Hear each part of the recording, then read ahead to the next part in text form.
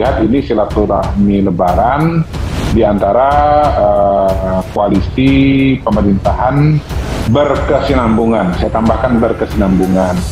Karena Nasdem sudah masuk kepada koalisi perubahan, maka tentunya barisannya sudah berbeda dengan 6 partai yang sekarang diundang oleh Pak Jokowi ke istana, begitu. Jadi kenapa nggak hadir? Satu, Pak Surya Paloh berada di luar negeri.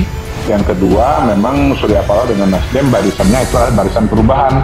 Sementara yang diundang adalah barisan kesinambungan.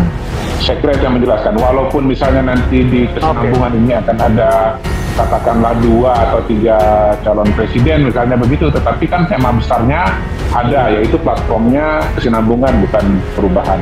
Jadi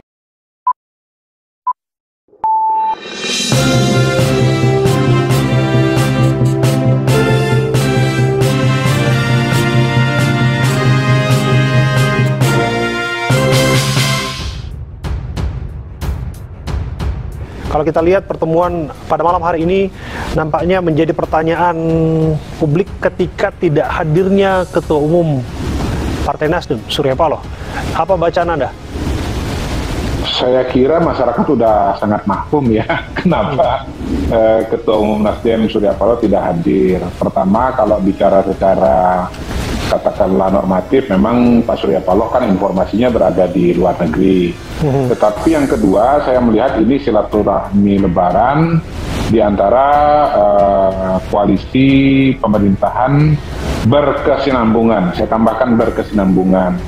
Karena Nasdem sudah masuk kepada koalisi perubahan, maka tentunya barisannya sudah berbeda dengan 6 partai yang sekarang diundang oleh Pak Jokowi ke istana, begitu. Jadi kenapa nggak hadir? Satu, Pak Surya Paloh berada di luar negeri. Yang kedua, memang Surya Paloh dengan Nasdem barisannya itu adalah barisan perubahan. Sementara yang diundang adalah barisan kesinambungan. Saya kira itu yang menjelaskan. Walaupun misalnya nanti di kesinambungan ini akan ada katakanlah 2 atau 3 calon presiden misalnya begitu, tetapi kan tema besarnya ada, yaitu platformnya kesinambungan bukan perubahan. Jadi yang masih bisa bersama dengan Pak Jokowi adalah calon-calon presiden yang kredonya itu adalah melanjutkan Pak Jokowi, tetapi yang tidak bersama dengan perubahan tidak lagi dimasukkan ke dalam koalisi kesinambungan, gitu. Oke, bahwa desas-desus disebutkan akan mencoba membangun percakapan di mana Pak Prabowo akan bersanding atau bersama-sama dengan Pak Ganjar Pranowo. Entah siapa yang jadi cawapresnya begitu. Apakah mungkin atau betul bahwa sinyalemen pertemuan ini arahnya ke sana? Ya, itu yang dikatakan oleh Mas Romi ya, Roma Hurmuzi ya dari P3.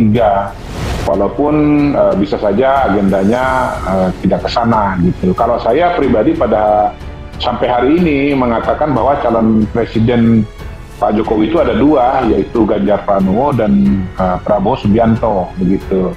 Nah, kenapa kemudian ada 2? Karena masing-masing partai politik, masing-masing calon ini agendanya memang menuju calon presiden. Kalau dalam konteks Mas Ganjar, PDI Perjuangan dan Ibu Mega memang mau kader PDI Perjuangan jadi calon presiden.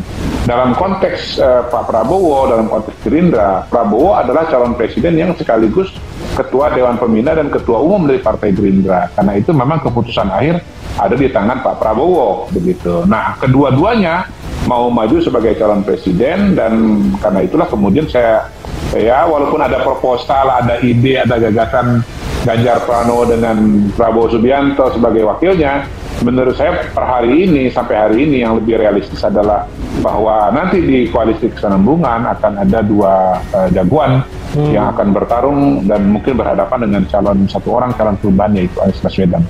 Oke, artinya ini pertemuan bisa jadi untuk memastikan Jokowismen itu ya? Saya kira begitu ya, walaupun paling nggak begini, kalau ditinjau dari konteks yang lain, dari Lebaran sampai dengan sekarang ya, kalau kita lihat dinamika politik yang paling mutakhir, yang paling besar kan adalah deklarasi Ganjar Pranowo sebagai calon presiden dari PDI Perjuangan, dan kemudian disusul oleh dukungan dari P3.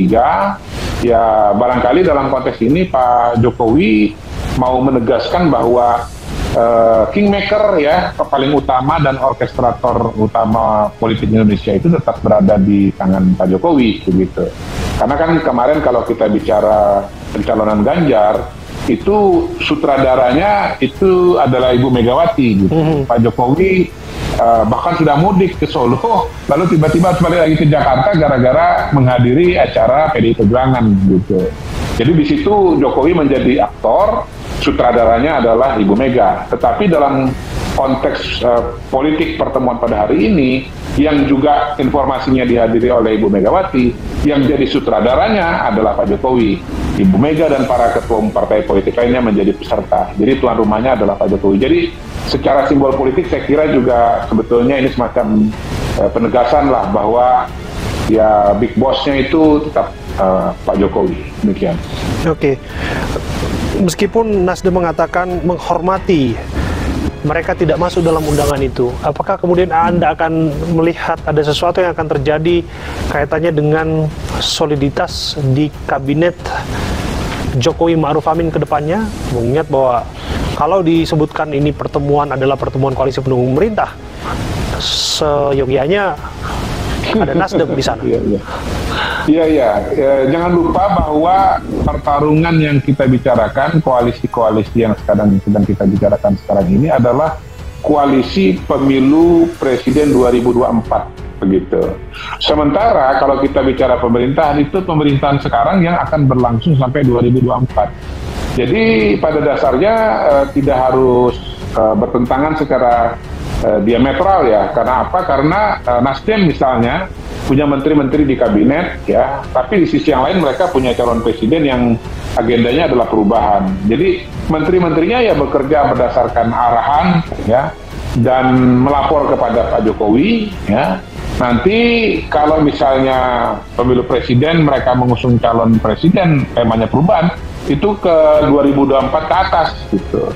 Belum tentu menang juga ya. Kalaupun misalnya nanti menang gitu, maka kemudian itu sudah periode pemerintahan yang berbeda dengan Pak Jokowi. Jadi saya pribadi sih melihat bahwa ya secara garis besar postur politik, postur kabinet sekarang ini tidak akan berubah banyak gitu loh. Walaupun Nasdem misalnya hari ini tidak diundang, walaupun misalnya Nasdem dari tahun lalu sudah mengajukan Anies Baswedan, tapi kan ya Nasdem tetap di dalam pemerintahan gitu. Kalau memang Nasdem itu mau dikeluarkan, saya kira sudah dari kemarin-kemarin dikeluarkan. Apalagi kan kemarin sempat ada reshuffle juga kan, ada pergantian Menteri Olahraga misalnya begitu.